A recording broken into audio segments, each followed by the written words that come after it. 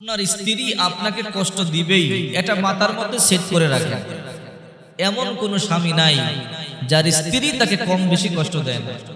স্ত্রীদের একটা স্বভাব হলো, স্বামীর যদি কিছু হয়, যদি একটু এদিক সেদিক হয়, তখন স্বামীকে বলে তোমার সংসারে আইসা জীবনে কোনো কিছু পাইলাম না। বিশ্বনবী মুহাম্মদ সাল্লাল্লাহু আলাইহি ওয়াসাল্লাম বলেন, ওই সমস্ত নারীদের উপর আল্লাহ তাআলার লানত। আল্লাহর হাবিব বলেন, ওই সমস্ত নারীদের উপর আল্লাহ পাকের লানত, যে সমস্ত নারীরা স্বামীর সংসারে থাকার পরে, অনেক দিন সংসার করার পরে একটু কিছু হলে স্বামীকে বলে তোমার সংসারে এসে কোনো কিছু পাইলাম না। রাসূল করিম সাল্লাল্লাহু আলাইহি ওয়াসাল্লাম বলেন, ওই সমস্ত নারীদের উপরে আল্লাহ পাকের লানত। রাসূল বলেন, তুমি এদেরকে যদি একযুগ আদর করো, যত্ন করো, ভালোবাসো, এদের খেদমত করো, একটু এদিক সেদিক হলেই বলবে তোমার সংসারে আইসা কোনো কিছু পাইলাম না। এই জন্য বিশ্বনবী মুহাম্মদ সাল্লাল্লাহু আলাইহি ওয়াসাল্লাম নারীদেরকে বলেন, হে নারীরা, তোমরা যখন রান্না বান্নার কাজে ব্যস্ত থাকবে, তোমরা যখন চুলার পারে ব্যস্ত থাকবে, যখন তোমাদের স্বামীরা তোমাকে ডাকবে, তখন তোমরা দৌড়ে চলে আসবা। রান্না বান্না বন্ধ করে স্বামীর কাছে তোমরা দৌড়ে চলে আসবা। আল্লাহর হাবিব বলেন, আল্লাহ পাক রব্বুল আলামিন বলেন, হুন্না লিবাসুল লাকুম ওয়া আনতুম লিবাসুল লাহুন্না। স্বামী আর স্ত্রী এক অপরের ভূষণ, এক অপরের পোশাক। আল্লাহ পাক রব্বুল আলামিন স্বামী আর স্ত্রীকে বানাইছে শুধু একজন আর একজনের কল্যাণের জন্য। স্বামী আর স্ত্রী তাকানো সওয়াব, কথা বলা সওয়াব, আনন্দ ফুর্তি করা সওয়াব, স্বামী আর স্ত্রী একে অপরের মুখের মধ্যে লোকমা তুলে খাবার দেওয়া সওয়াব।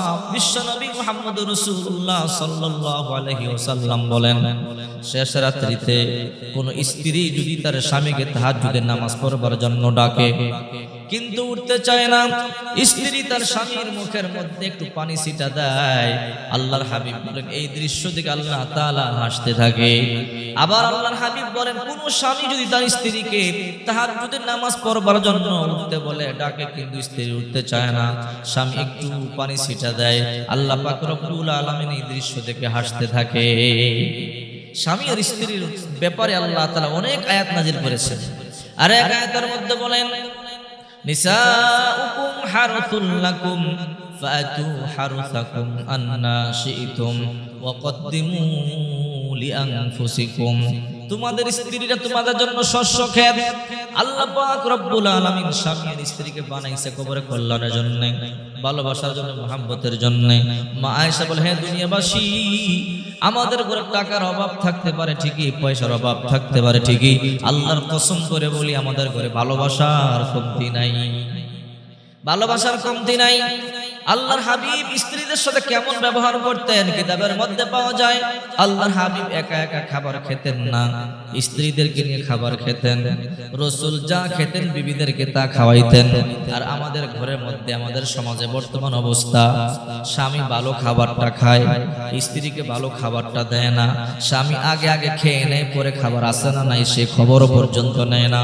আল্লাহর কসম করে বলি, তোমার যে বিবিটা তার মাকে ছেড়ে, তার বাবা ছেড়ে, তাই তার ভাই বোন ছেড়ে, তার গ্রাম ছেড়ে, এলাকা ছেড়ে, তোমার দিকে তাকাইয়া তোমাকে ভালোবেসে সব ছেড়ে তোমার কাছে চলে আসলো, তুমি যদি তোমার স্ত্রীকে কষ্ট দাও, কিয়ামতের ময়দানে আল্লাহর কাঠগড়ায় ওই স্বামীকেও দাঁড়াতে হবে। সাহাবা কেরামদের কেমন ছিল শুনলে আশ্চর্য হবেন। এক সাহাবী বড় ধনী মানুষ, বিবাহ করেছে, অত্যন্ত সুন্দরী একটা যুবতী মেয়েকে বিবাহ করেছে। ওই সাহাবীর টাকার অভাব নাই, পয়সার অভাব নাই, আনন্দে সংসার চলছে। 1 বছর, 2 বছর, 3 বছর, 4 বছর, 5 বছর চলে গেল। হঠাৎ করে ওই বিবি, হঠাৎ করে স্বামী ঘুমের মধ্যে বলে, ঘুম থেকে জায়গা বলে, বিবি রে একটু পানি আমারে পান করাইতে পারবা কিনা? স্ত্রী বলল, স্বামী আমার, আপনি টেনশন করবেন না, আমি আপনার পানি পান করাবো। তখন বিবি কূপ থেকে পানি তুলে দ্রুত এনে স্বামীর কাছে আসলো। এসে দেখে স্বামী ঘুমিয়ে গেছে। স্ত্রী মনে মনে চিন্তা করে, আমি যে পানি নিয়ে আনতে আনতে আমার স্বামী ঘুমিয়ে গেল, এখন যদি আবার আমার স্বামীকে আমি ডাকি, আমার স্বামী বড় কষ্ট পাবে না, না ডাকা যাবে না। স্ত্রী পানির গ্লাস নিয়ে দাঁড়িয়ে আছে। স্বামী যখন ঘুম থেকে জাগবে তখন স্বামীকে পানি পান করাবো। অনেক লম্বা সময় সাহাবী ঘুমাইলেন, কিন্তু আর সজাগ পাইলেন না। যখন ফজরের আজান হয়ে গেল, ওই সাহাবীর ঘুম ভাঙলো, ঘুম থেকে জেগে দেখে ও তার স্ত্রী পানির গ্লাস নিয়ে এখনো পর্যন্ত মাথার কাছে দাঁড়ানো।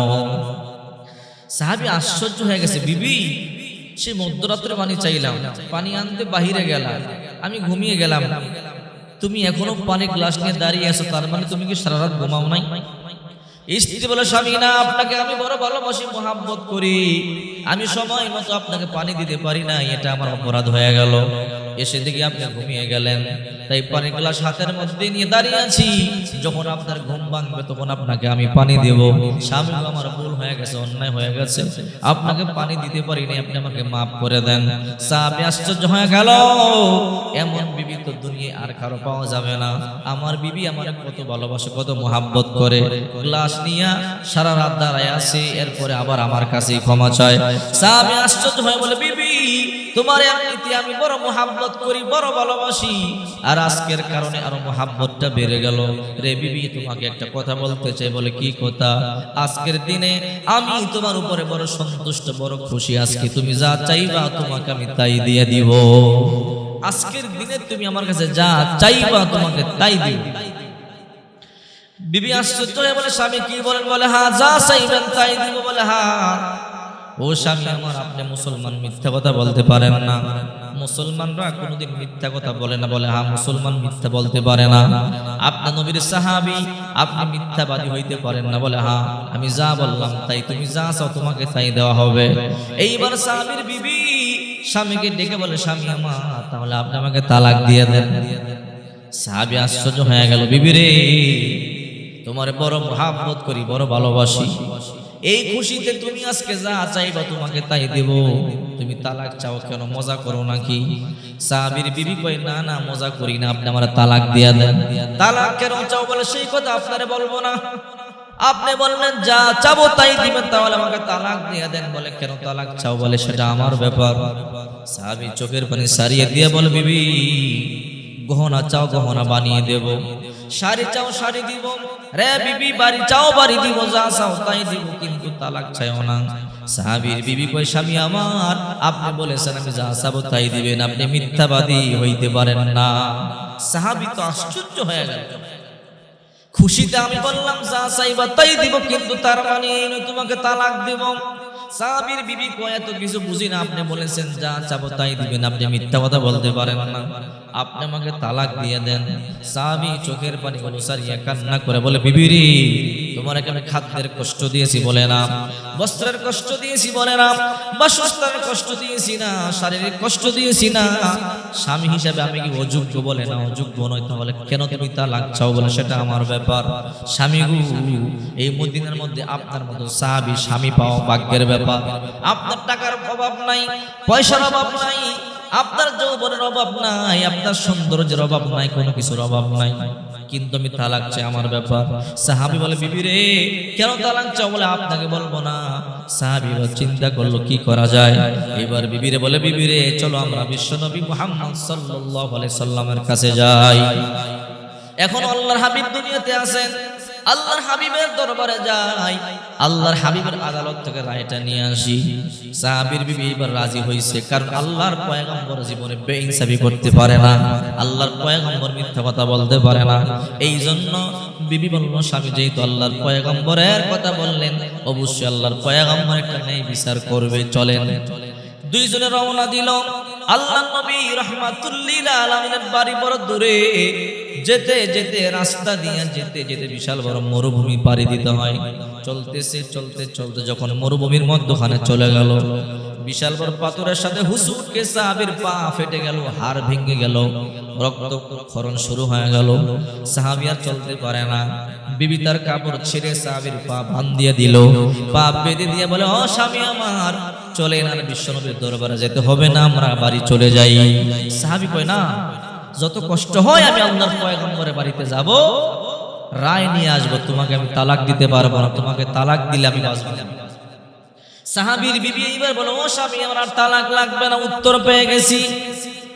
কি উত্তর পাইলা বুঝলাম না, একটু আগেই বললাম আমাকে তালাক দাও, তালাক চাই, এত বুঝাইলাম বুঝতে চাও না। আর এখন আল্লাহর পয়গম্বরের দরবারে পর্যন্ত যাইতে পারলাম না, বললা উত্তর পেয়ে গেছি, আর তালাক চাই না, আজ থেকে যতদিন বেঁচে থাকবো আপনার সংসার করব। বিবি রে, কি উত্তর পাইলাম আমি তো কিছুই বুঝতে পারি নাই।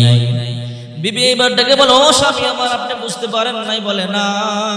বলে স্বামী, দীর্ঘ 3টা বছর আপনার সংসার করতেছি, আপনার টাকার অভাব নাই, পয়সার অভাব নাই, ক্ষমতার অভাব নাই, সৌন্দর্যের অভাব নাই।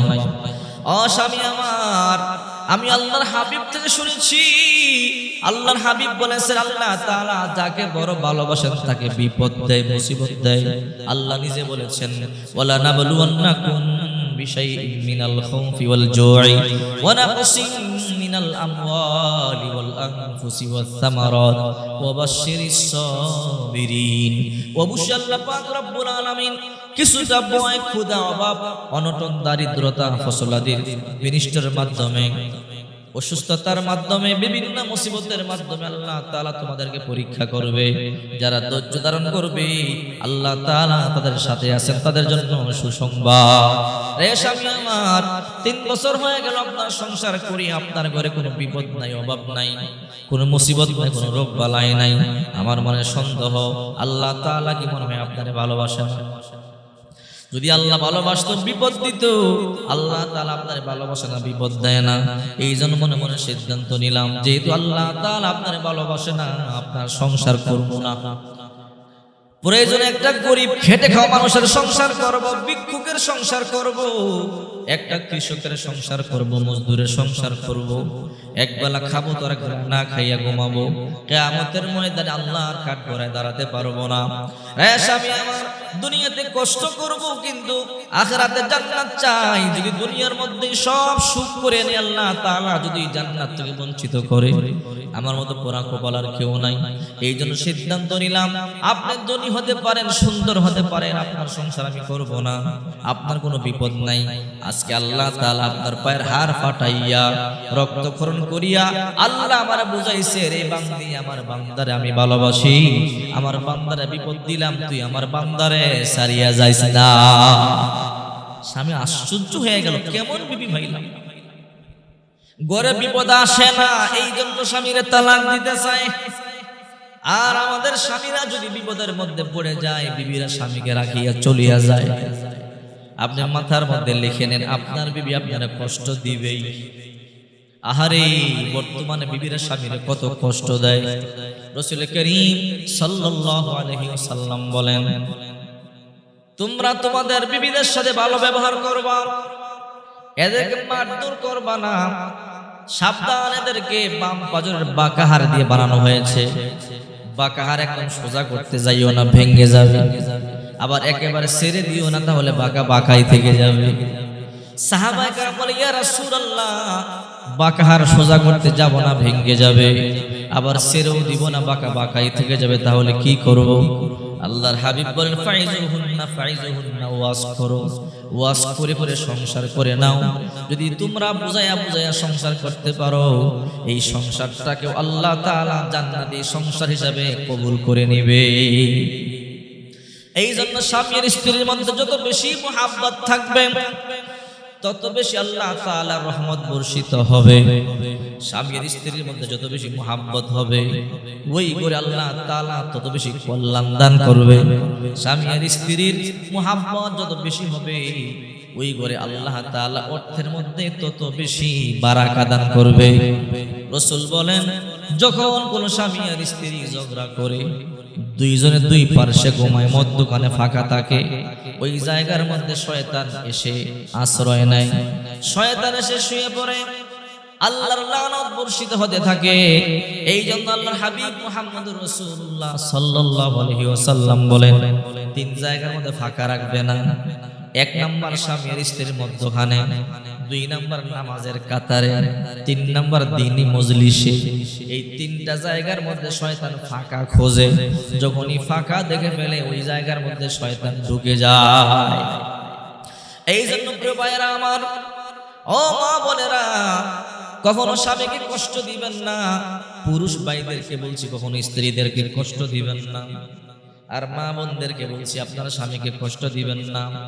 আল্লাহ হাবিব বলেন, যদি কোনো স্বামী তার স্ত্রীর উপরে অসন্তুষ্ট হইয়া রাত্রি যাপন করে, যতক্ষণ পর্যন্ত ওই স্ত্রী স্বামীর কাছে না যাবে, স্বামীর রাগ না ভাঙাবে, ততক্ষণ পর্যন্ত ওই স্ত্রীর উপরে লানত বর্ষিত হইতে থাকে। বর্তমানে আমাদের স্ত্রীরা এমন রাসূল বলেছেন, এদেরকে যত আদর করো, যত্ন করো, ভালোবাসো, এদের জন্য যত কিছুই করো, যখন একটু এদিক সেদিক হবে, সমস্যা হবে, তখন বলবে, 1 যুগ 12 বছর পরে হলো বলবে, দেখো তোমার সংসারে আইছে তেমন কিছু পাইলাম না। এই জন্য আল্লাহর হাবিব বলেন, তোমরা তোমাদের স্ত্রীকে বুঝাইয়া বুঝাইয়া সংসারটা শেষ করে ফেলো। যদি তোমরা তোমাদের স্ত্রীকে বুঝাইয়া বুঝাইয়া ইহকালীন জিন্দেগীর সংসার শেষ করতে পারো, পরকালে আল্লাহ পাক রব্বুল আলামিন জান্নাতের মেহমান বানায়া দিবে।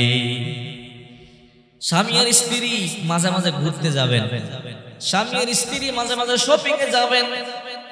যতটুকু পারেন স্ত্রীকে শপিং করে দিবেন, যতটুকু পারেন স্ত্রীকে নিয়ে মাঝে মাঝে ঘুরতে বের হবেন, স্ত্রীকে নিয়ে আনন্দ করবেন, ফুর্তি করবেন। আহারে আল্লাহর হাবিব বলে, আয়েশা আয়েশা, গোটা মদিনাবাসী সবাই ঘুমায়, আয়েশা চলো একটু দৌড়াদৌড়ি করি। সুবহানাল্লাহ। রাহমাতুল লিল আলামিন, সাইয়্যিদুল মুরসালিন, খাতামুন নবিয়্যিন, যেই নবীকে সৃষ্টি না করলে আল্লাহ দুনিয়া সৃষ্টি করতো না, ওই নবী কয়, আয়েশা রে চলো একটু দৌড়াদৌড়ি খেলি। দৌড়াদৌড়ি খেললেন। সুবহানাল্লাহ। এই জন্য স্ত্রীদেরকে নিয়ে মাঝে মাঝে আনন্দ করবেন, ফুর্তি করবেন, একে অপরের মুখের মধ্যে খাদ্য তুলে দিবেন। মা আয়েশা বলে, দুনিয়াবাসী আমার নবী আমার এত ভালোবাসে, আমি গ্লাসের যেই জায়গা দিয়ে পানি পান করতাম, আমার নবী ওই জায়গা দিয়ে পানি পান করত। আবার আমার নবী গ্লাসের যেই জায়গা দিয়ে পানি পান করতাম, ওই জায়গা দিয়ে পানি পান করতাম। আবার আমি হাড্ডি যেই জায়গা দিয়ে চাবাইতাম, নবী ওই জায়গা দিয়ে হাড্ডি চাবাইতো। আবার আমার নবী যেই জায়গা দিয়ে হাড্ডি চাবাইতো, আমি আয়েশা ওই জায়গা দিয়ে হাড্ডি চাবাইতাম। আম্মা জান আয়েশা বলেন, আমার নবী যখন আমার ঘরে ঢুকতো, আমাকে লম্বা করে সালাম দিত। 2 নম্বরে আমার নবী মুসাফা করত, 3 নম্বরে বুকে জড়াইতো, 4 নম্বরে কপালের মধ্যে চুমা দিত। আবার নবী যখন বের হয়ে যেত, আমার পয়গম্বর সালাম দিত, মুসাফা করত, বুকে জড়াইয়া কপালের মধ্যে চুমা দিয়ে দিত। এ দুনিয়াবাসী, আমাদের ঘরে টাকা কম থাকতে পারে, পয়সা কম থাকতে পারে, কিন্তু আমাদের ঘরে ভালোবাসার কমতি নাই। এখন তো আমাদের ঘরে টাকা আছে, পয়সা আছে, কিন্তু ভালোবাসা নেই। এই জন্য নবীজির সুন্নাহ মোতাবেক চলবেন, দেখবেন আপনাদের ঘরগুলো আল্লাহ পাক শান্তি রহমত দিয়ে পরিপূর্ণ।